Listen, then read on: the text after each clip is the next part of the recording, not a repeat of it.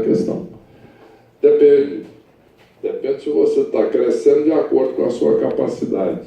Se você começa a produzir, gerar demanda acima da sua capacidade de produzir, você começa a pressionar a inflação, você começa a pressionar uma série de coisas na economia, mão de obra, etc, etc. Muito bem. Então, o que acontece? Os insumos, de uma maneira geral. Então, neste momento, o Brasil já entrou, começou a acelerar em 2010. Só que existia, e aí eu vou falar de novo na questão que a natureza não dá saltos, existia uma teoria básica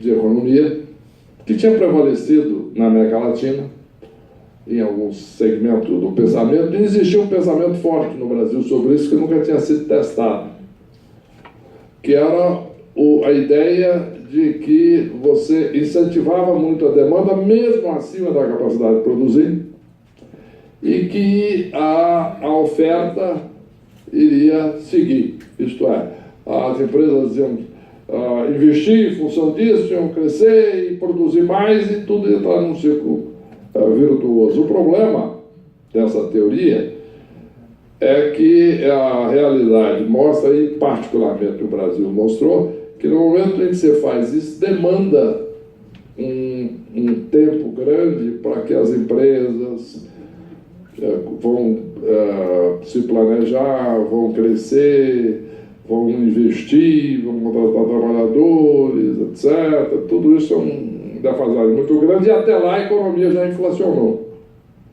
A inflação já subiu muito. E aí começa o desequilíbrio na economia.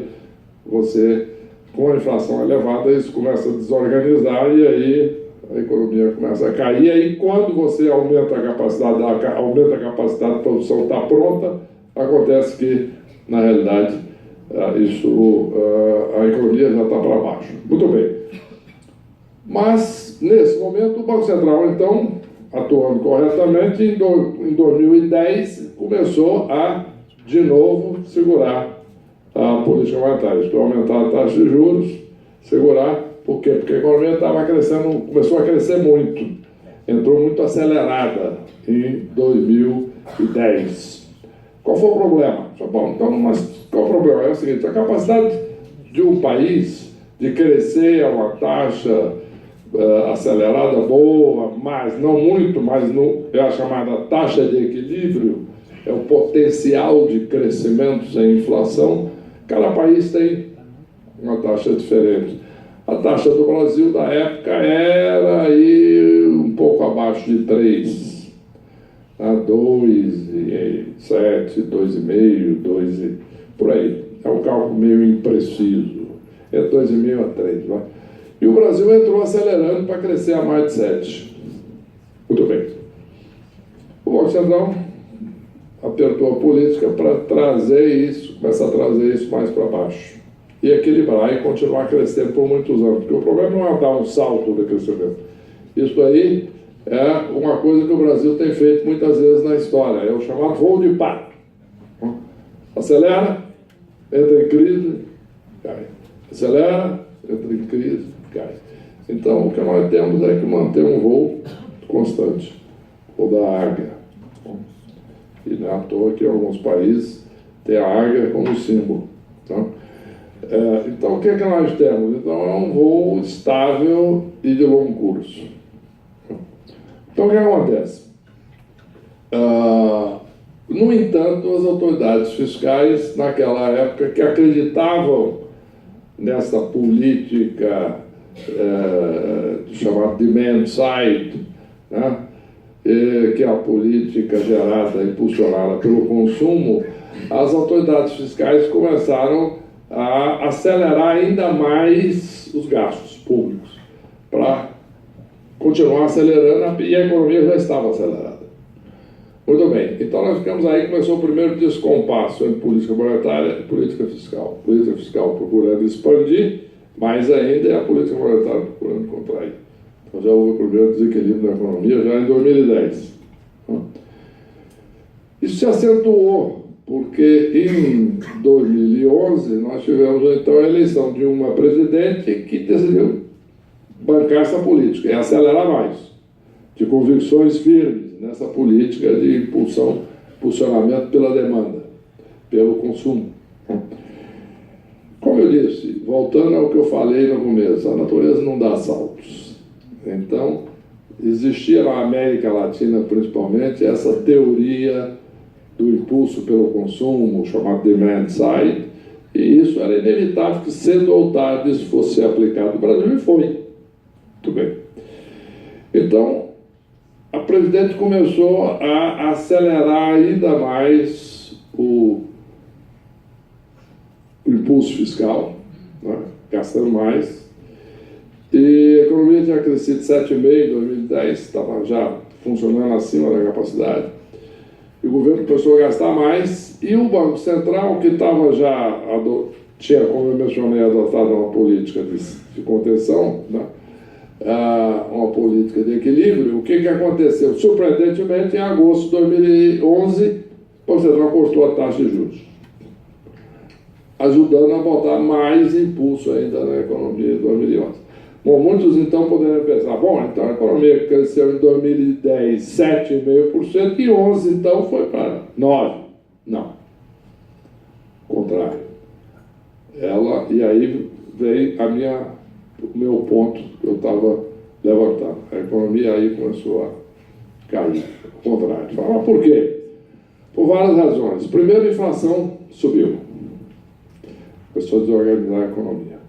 Por quê? Porque você desequilibrou a economia. Segundo, muito importante, aí começa um fenômeno que aconteceu em 11, 12, 2013, 2014, 2015. Foi o quê? Aí vem a questão do que eu digo dos limites da realidade, que aí o Brasil começa a ensinar de novo uma lição. Então, mostrar na experiência prática os limites da teoria, ou da experiência prática de muitos países equilibrados. Mas vamos lá. O que aconteceu? No momento em que o governo começou a gastar, além do problema da inflação, continuou a gastar, melhor dizendo, nós tivemos um outro problema, muito importante, que é o seguinte: as pessoas que compram títulos do governo brasileiro, tá? Vão lá, seja no Tesouro Direto, seja através dos bancos, investindo em bancos que compram, por sua vez, títulos do governo. O que acontece? Essas pessoas começaram, de uma forma gradual, a exigir cada vez mais taxas de juro. Por que isso? Porque começaram a se preocupar com o futuro, porque a dívida pública começou a crescer. Aí olharam aquilo e disseram: puxa vida, isso vai dar problema. Uma hora o Brasil pode entrar em crise fiscal de novo. E o Brasil já teve história de crise, de calote. Tá? Muito bem. Essa linha que prevalecia no governo na época dizia o seguinte: não tem problema não. Por que o governo não pode aumentar o endividamento? Né? Mais ainda, tomar dinheiro emprestado e continuar gastando. Bom, aí vem um outro problema importante, que normalmente é essa teoria. O governo gasta mais, como fez os Estados Unidos depois da saída da crise, Europa, etc. A economia cresce. Bacana. Só que é o seguinte: no momento em que as pessoas começam a se preocupar com a solvência do governo, se o governo vai ser capaz de pagar essa dívida lá na frente, aí o negócio começa a complicar, porque aí eles começam a demandar, todos os investidores, mais e mais taxas de juros para comprar um título do governo. E isso aumenta a taxa de juros da economia como um todo, porque no momento que eu sou um investidor, eu vou e ter um título do governo pagando uma taxa mais elevada, por que eu vou comprar um título privado pagando uma taxa mais baixa? Não, o governo é piso, que é o título do Tesouro Nacional. Portanto, eu começo, na medida que o governo começa a fazer isso, ele começa a subir a taxa de juros de toda a economia. E aí, a economia vai para baixo. Você fala: bom, mas como o Japão, alguns países da Europa conseguem ter endividamentos públicos tão elevados, né? Mais do que o Brasil, pelo menos, porque tem uma situação mais sólida, uma tradição maior de equilíbrio, etc. É aquilo que uma vez eu estava numa reunião dos bancos centrais na Basileia, na Suíça, e foi quando começou a se discutir por que alguns países precisavam ter reservas internacionais. É a mesma coisa, né? Criar reserva de caixa para